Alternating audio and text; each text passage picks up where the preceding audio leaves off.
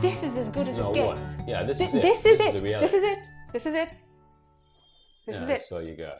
If you've got a headache, this is it. This is as good as it gets. But the attitude and the dialogue, I don't like this, that's where the suffering is. The I that doesn't like it. That's the sufferer. Okay, let's say you don't have a headache, but still you're thinking about tomorrow. But this is really, really key, because you're talking about what generates this thought of Yes, that's right. basically any thought about tomorrow is kind of like basically a thought that says, let me out of here, Yes. Get me out of this Totally. place. Totally. I don't want Yeah. this. I don't want this. mean, what generates that is, because we were talking in some shows about, like, okay, there's a sensation in the body. And then we label it. We say, Yeah. oh my gosh, Yeah. I feel frustrated. I'm Yeah. a little antsy. And it shouldn't be this way. Well, either that way or not. But I mean, Yeah. the fact Yeah. that we even said we're frustrated Yes. is just already a fantasy. Yes. Because it's just kind of like some cramps or something going on, or Yes. some energy flowing, or some, If you're feeling it, it's real, no? If you're feeling it, it's real. If you're angry, you're angry. It's real. It's the you that the problem is. Anger is fine. Frustration is fine. Pain is fine. But it's the one who is suffering it. That's where it is. You can keep changing the subject matter. Nothing will shift. I kind of have a perfect, I kind of have a like for looking underneath and seeing, Yes. digging around, Yes. digging at the root of things, Yes. because it's kind of like inquiry, who am I? But it could Yes. be also inquiring, what is emotion, or something Yes. like that. Yes. And somebody was sharing yesterday, and somebody asked about, what do you do when there's big emotion? How do you stay aware? And he says, well, you don't, because when you're all lost in your emotion, you're all into that. Yeah. And so then you don't. Yeah. And I kind of wanted him to say that you can look into the nature of emotion, because for me, emotion is about having a dream or a belief. And Yeah. I illustrate it like, okay, let's say I believe in justice and somebody does something unjust. Then I have a big emotion, and I might get lost in that emotion. But then that's my belief in Yes. it's hard to say that, especially with Mumbai just being terrorists and all that stuff. So then maybe I'll jump to an easier one. Yes. Like I might believe in loyalty. Yes. And then I see my wife is looking around with other men going out Yes. to dinner and stuff. Yeah. And then I have a big emotion, Yeah, and I thought, well, it's my dream. Yes. See, my dream is that, Yes. we're a couple. Yes. So that means something, Yes. And then you are only supposed to look at me. Yes. And then loyalty, I believe in it, Yeah. And so then what I'm trying to say is look at the source of Yeah. things that are happening Yeah. in your body and your And it's seem a to be simple happening one. in your individuality. Because every emotion starts with a thought.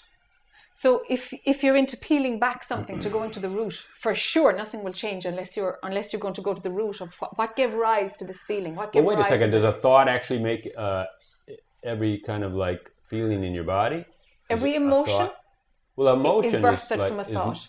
But emotion is more than a feeling, or I mean like a feeling, a sensation. That's what I wanted Yeah. to say. Okay, Yeah. first I was almost saying that first there's a sensation and then a thought comes. But maybe it's No. first there's a thought and then a Yes. sensation comes, and then Yes. we call that sensation some kind of Yes. an emotion. Yes.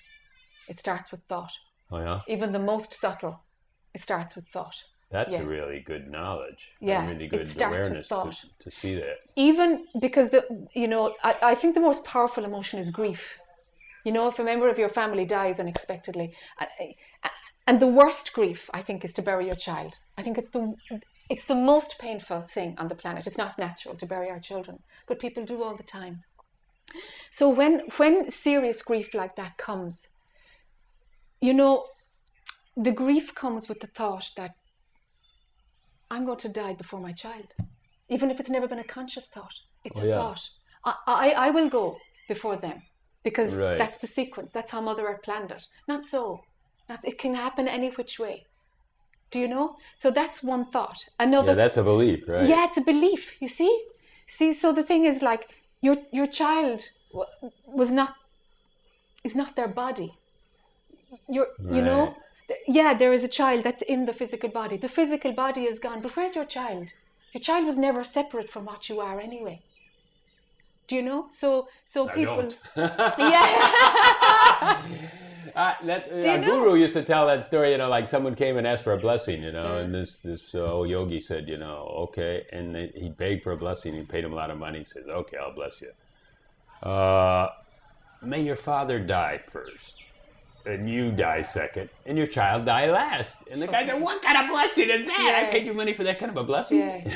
Yes. Just what you said. Yes. That's the greatest blessing. Yes, it is. It is, because that's the sequence that's comfortable for our conditioning.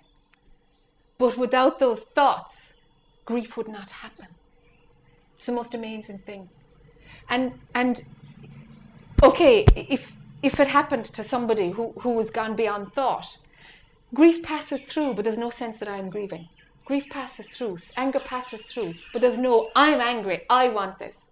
That ownership goes. And so every emotion passes through without being noted, without being named. So there's no preference for joy over grief. There's nothing that names them as good and bad. That's the freedom. That's freedom.